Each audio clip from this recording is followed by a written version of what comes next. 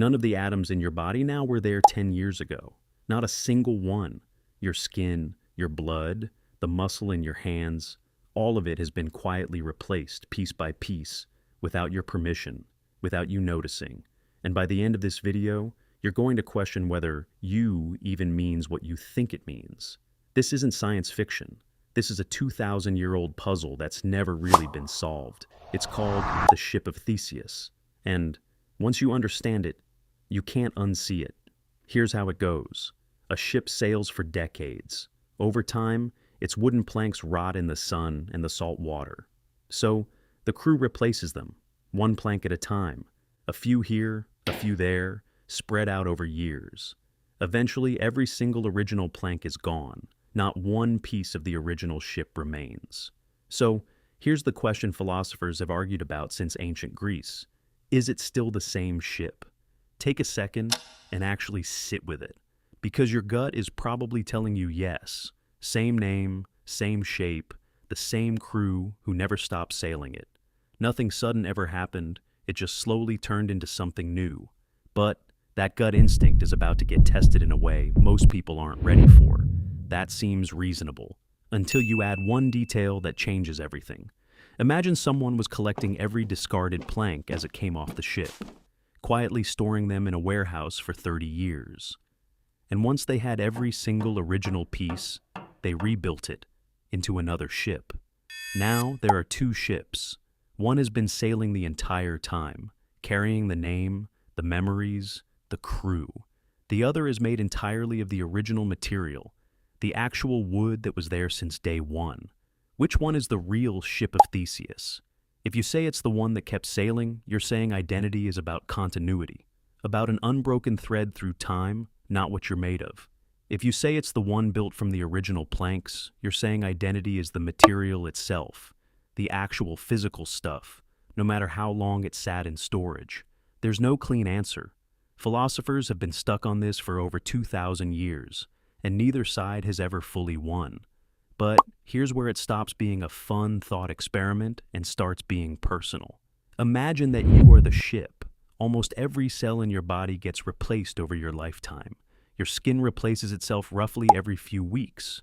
Your red blood cells are swapped out every few months. Even your bones, which feel permanent, are fully rebuilt about every decade. Some neurons in your brain are among the only cells that last your whole life, but the atoms inside them still get exchanged constantly through ordinary chemistry. The you sitting here right now is not made of the same physical material as the you from 10 years ago. Almost none of it. You have been quietly, invisibly rebuilt, plank by plank, your entire life. So, are you the same person you were at 7 years old? Most people say yes, instantly. Of course I'm still me. I remember being 7. I have the same name. There's a continuous thread connecting that kid to the person watching this video right now. But notice how that made you answer. You didn't point to your body as proof. You pointed to memory, to continuity, to a story that connects one moment to the next, which means, on some level, you already believe the ship that kept sailing is the real one, not the one made of original material. But here's the twist that makes this uncomfortable. Memory isn't a recording. Every time you recall something, your brain doesn't play back an untouched file. It reconstructs the memory, and in the process, it can subtly change it. Details shift. Emotions get rewritten. Small errors creep in and get treated as fact the next time you remember it. So, the thread connecting you to 7-year-old you isn't a perfect untouched record either. It's more like the ship, patched, replaced, and quietly altered over and over, until the memory itself may bear only a loose resemblance to what actually happened, which means both answers might be true at the same time. Your body isn't the original material anymore, and your memory of who you were isn't the original record anymore either. So, what's actually left connecting you to the person you were a decade ago? Not the atoms, not even a perfectly preserved memory. What's left is a pattern, a continuous chain where each version of you slightly resembles the version right before it, like single frames in a film, close enough to the last one that it creates the illusion of one unbroken motion. You never notice the replacement happening in real time, the same way you never notice a plank being swapped out while the ship is still sailing. Identity, it turns out, might not be a thing you have. It might be a process you're still in the middle of. And that reframes the original question in a way that feels less unsettling. It doesn't matter whether the real ship is the one that kept sailing or the one rebuilt from original planks in a warehouse. The ship that kept sailing is the one that had a voyage. It's the one that mattered to the people on it. Maybe that's the actual answer.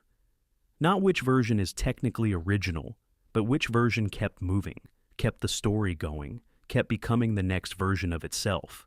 You're not the same person you were 10 years ago. Not materially. Maybe not even in memory. But you're still the one who's been sailing this whole time. If you want more videos like this, ideas that quietly rewire how you see something you thought was simple, subscribe. There's a lot more like this coming.